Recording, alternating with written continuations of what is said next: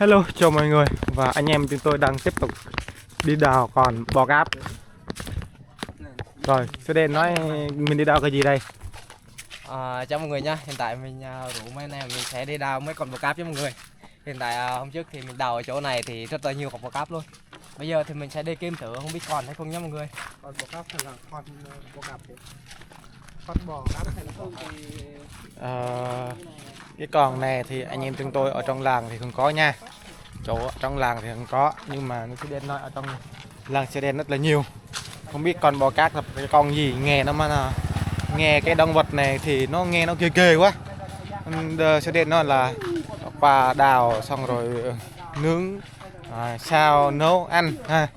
Anh em theo dõi thử anh em chúng tôi nha. Giờ anh em đang kiếm nha. Bên kia đang đi đai đó, thấy chưa? Nó đang đi đai nha, đó nó cười rồi, nó ngại nó cười. Rồi, ok. Giờ đang kiếm thử nha. Đây như cả nhà nha.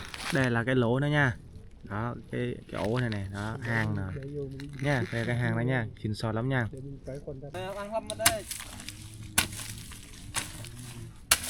Ăn hai để tắt ra là lại trên nút là. Này kìa. Đây này. Đó, đây đó này, đó đó, bò cáp này. Giống như con cua các bạn ơi. Đó đó, đây là bò cáp này. Sao là sao đấy? Khó quá. Để bị kép lên chút thôi. Đây nha. Một lận.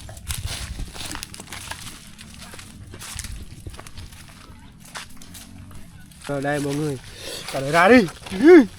Bò cáp các bạn ơi. Này. Bò cáp các Siêu bạn. to luôn. Bò cáp. Giống như bò cáp trong phim á, nhìn đây này, đó thấy chưa? Ăn được không?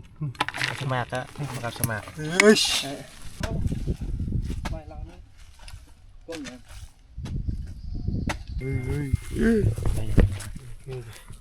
Sao có một con vậy? Nại như lô đấy. Lại luôn. Đây chắc có con nữa. Nại như cái mấy đứa con nhỏ nhỏ xíu. Con mắt nó dễ. Mà ngăn vào thao thôi. Mà không ngăn dễ tích dễ. Quả la. Cô Hồi mình đảo. Mà ngồi hỏi. kinh nghiệm nó ăn mạ là. Còn không. Làm sang tóc tép là ta bảo thằng nhiều. Chạy. Một lận.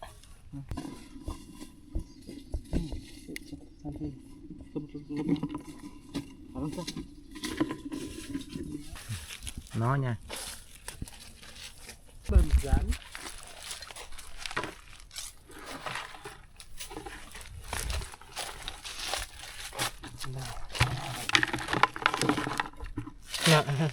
Còn ba con thì còn đã. Đấy nha cả nhà ơi. Bắt được mẹ rồi. Đau lắm nha. Bích này. Qua đây. Qua đây một nè. Đây to bò đây. Nắng Nó đi cặp lối.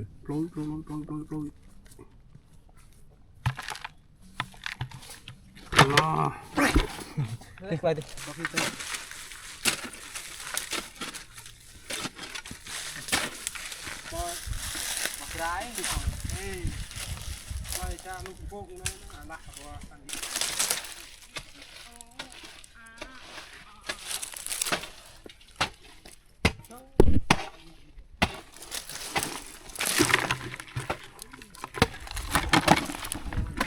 Nhiều rồi đấy à. đây nhà ô nó đây. Đàn này to lắm này. Này chắc to lắm nha.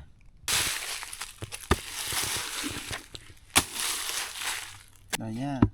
Ê. Mấy con rồi. Đâu rồi? Hơn chục con rồi. Tiêu rồi. Có khi chắc đi bưng nữa hiểu chị. Đây.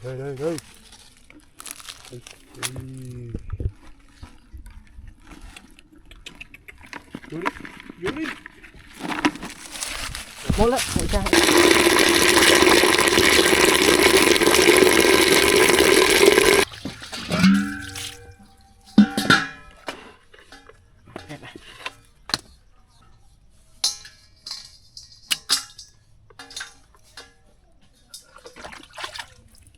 Đó.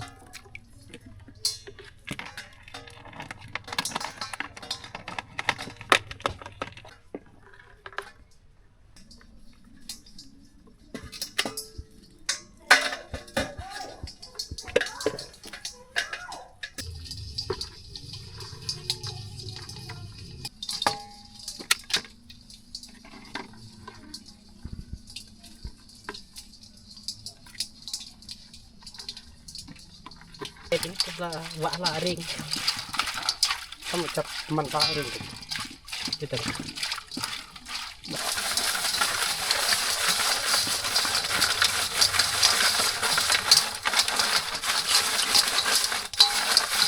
đấy phải nhớ được rồi.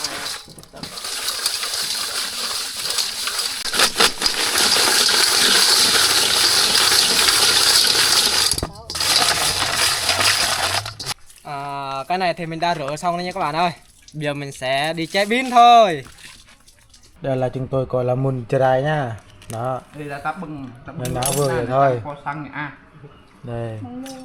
Chẳng xong vậy à? Đây. Em có xăng à. Cắt nha. Đây. Đó, đây là trống nha. Muối nha.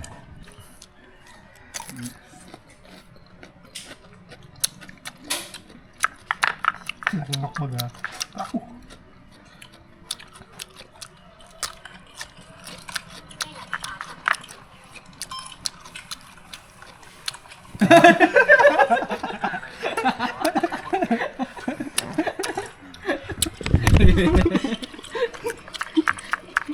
Bưng mà ngọ. Bừng mùn chài. Dạ hàng được đi hết. Tâm phải là rồi. Bừng mùn chài sang chua đen.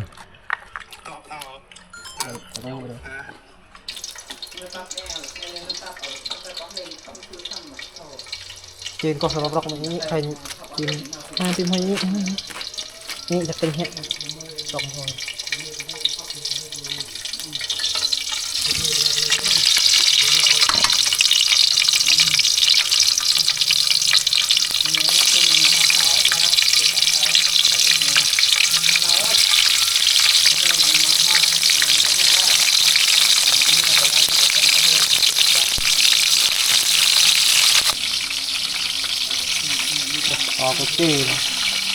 Cái gì tích.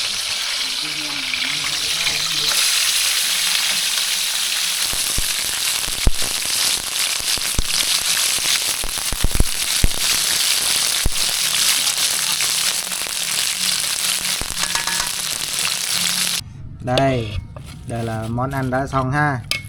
Đó, đây. Đây này nha, đây bò cạp nha. Bọ cạp nha, nãy cứ nói bò để bọ cạp nha. Bọ cạp. Bọ cạp nha. Bọ này Này, bọ cạp này nha. cạp bọ này. Đó, thấy chưa? Rồi bây giờ mình lấy cái nhỏ nhỏ này ăn thử nha. Chấm nha, chấm nước muối với chanh. Linh ôi khăm ôi Đó. Rồi hồi lâu. bưng bát đấy Hơi vô bưng bát thôi ta phải bưng lên. Nên thôi bưng đi. Khác này. Thôi. Khắc nó dạ, khắc nó. À. Khắc lại đi. Thì nó sẽ cho cái cột vào đây. Đây nha. Bọ cạp. Cho nó hoặc Học tờ bố ăn về. lo mày ăn. quay đây chị bục Ê, thôi bưng ơi. Bưng sao? đây mọi người đây lần đầu Nhưng mình lên thì mình hơn Thi à? 50 tuổi rồi mà mình Mà lâu vậy. Con mới. Tôi review nữa mà còn. Đây. Nha, bò cạp nha. Rồi mà uống đùa. uống đồ hai tân này. Nhà to rồi. Đi về đã bưng. ngan nó chất họ Yêu nhiều này ha.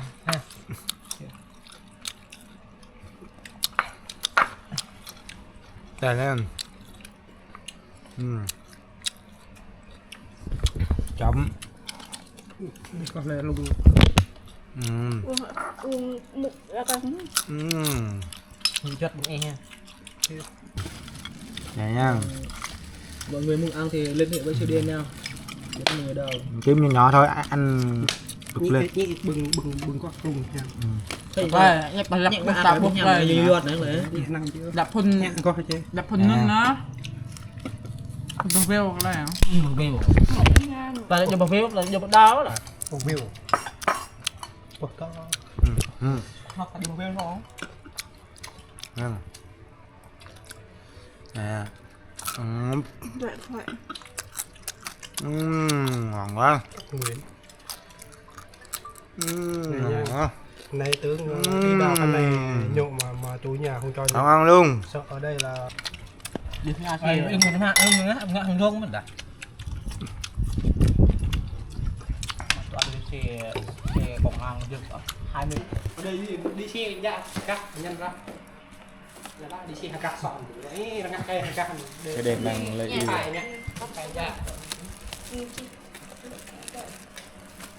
Nên nếu mà tôi Cho có đèn anh lấy tôi Là- đưa cho anh mang đi về. Lấy tập bố. Mọi người ơi, cuộc vui nào cũng phải tan. Bây giờ anh em chúng tôi đã ăn uống xong xuôi rồi. Bây giờ là 4 giờ rồi, anh em chúng phải chạy về nhà nữa, là hơn 1 tiếng nữa thì mới tới nhà. Chắc là tối luôn. Bây giờ anh em chúng tôi cũng phải tạm biệt mọi người rồi ha. Đây, anh em chúng tôi đã thưởng thức và ăn cơm xong. Một ngày đi chơi làng Suối Đen, trải nghiệm cũng nhiều cái thú vị, rất là hay, vui. Và tiếp theo anh em chúng tôi sẽ cố gắng ra bộ phim nữa nha. Cảm ơn các bạn nha. Bye bye.